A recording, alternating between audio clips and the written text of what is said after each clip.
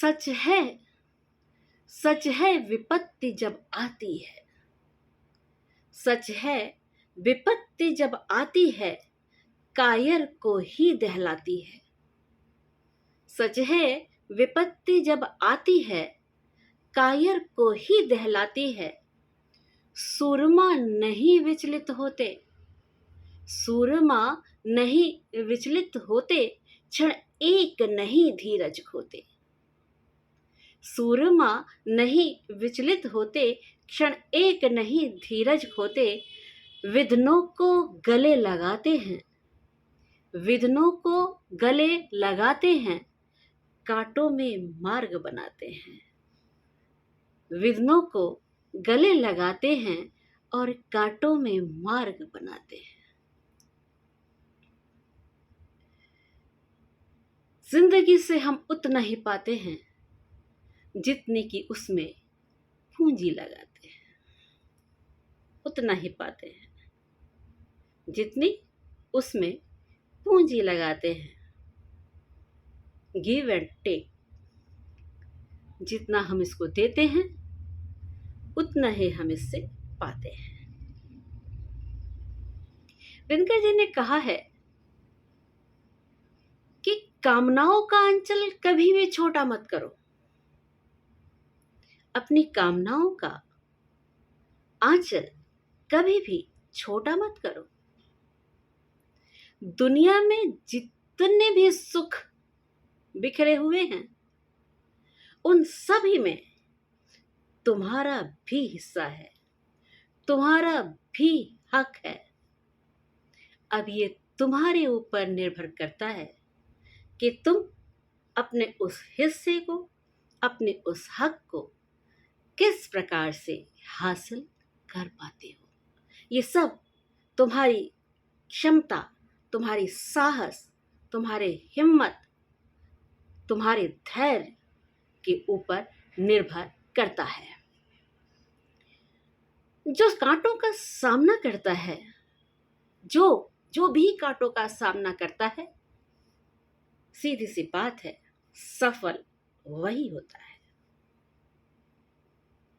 उसी को जिंदगी का मजा भी आता है। शीतल चांदनी की शीतलता का आनंद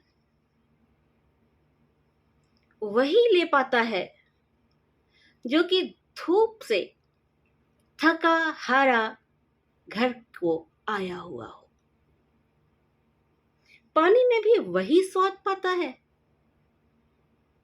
जो कि बहुत प्यासा हो। खाने का स्वाद भी उसे ही आता है जो अत्यधिक भूखा हो, वरना आप 56 भोग रखे रहिए, कोई फर्क नहीं पड़ता है। जो चांदी की चम्मच लेकर, मुंह में चांदी की चम्मच लेकर पैदा होते हैं, वो क्या जाने कि मेहनत क्या होती है, श्रम क्या होता है, परिश्रम क्या होता है, हिम्मत कैसे होती है, जिंदगी क्या है। जिंदगी का रहस्य बड़ा ही गूढ़ है, बड़ा ही गूढ़ है। युधिष्ठिर महान ज्ञानी थे, बहुत ही ज्ञानवान, लेकिन जब भीष्म पितामह शरशैया पर थे, उस समय युधिष्ठिर के मन में एक बात आई कि अंतिम बेला है पितामह की, चल के यदि जिंदगी के कुछ और रहस्य हम जान लें तो हमारे लिए फायदेमंद साबित होगा। और वह बड़े सम्मान के साथ उनके पास गए, घुटने टेक कर उनके पास बैठ गए पितामह ने उन्हें ऊपर से नीचे तक देखा। उनके मन में कई विचार आ जा रहे थे। शरशैया पर पड़े हुए थे, बांधों से बिंधे हुए थे। उसी समय युधिष्ठिर ने नतमस्तक होकर उन्हें नमन किया और कुछ वार्तालाप के बाद उन्होंने पितामह से विनय की प्रार्थना की कि हे पितामह, आप यदि मुझे कुछ और समझा सकते हैं, कोई और शिक्षा भी दे सकते हैं तो दे, मैं उसको ग्रहण करने के लिए तत्पर हूं, तैयार हूं। भीष्म ने कहा कि वैसे तो तुम सब ही जीवन के समस्त रूपों को देख रहे हो, क्षण क्षण यह रूप परिवर्तित कर रहा है, लेकिन फिर भी यदि तुम मुझसे कुछ जानना चाहते हो तो युधिष्ठिर ध्यानपूर्वक सुनना। क्या कहा उन्होंने, क्या कहा भीष्म पितामह ने? यह अरण्य, अरण्य मतलब जंगल, यह अरण्य झुरमुट जो काटे, यह अरण्य झुरमुट जो काटे अपनी राह बना ले। यह अरण्य झुरमुट जो काटे अपनी राह बना ले, कृत दास यह नहीं किसी का, जो चाहे अपना ले। जिंदगी किसी की जर खरीद गुलाम नहीं होती है कि जो उसे जैसे चाहेगा वैसे जी लेगा। जिंदगी जीने के लिए भी कुछ तरीकों को अपनाना पड़ता है। अच्छी जिंदगी जीने के लिए, सम्मानदायक जिंदगी जीने के लिए, उत्कृष्ट जीवन जीने के लिए। तो यह अरण्य झुरमुट जो काटे अपनी राह बना ले, कृत दास ये नहीं किसी का, जो चाहे अपना ले। अरे जीवन उसका नहीं युधिष्ठिर, जीवन उसका नहीं युधिष्ठिर, जो इससे डरते हैं। जीवन उनका नहीं युधिष्ठिर, जो इससे डरते हैं। यह उनका जो चरण रोप, यह उनका जो चरण रोप निर्भय होकर लड़ते हैं। यह उनका जो चरण रोप निर्भय होकर लड़ते हैं। जिंदगी को जीने के लिए निर्भीक होना पहली शर्त है। जो डर कर जीता है वह जिंदगी नहीं जीता है।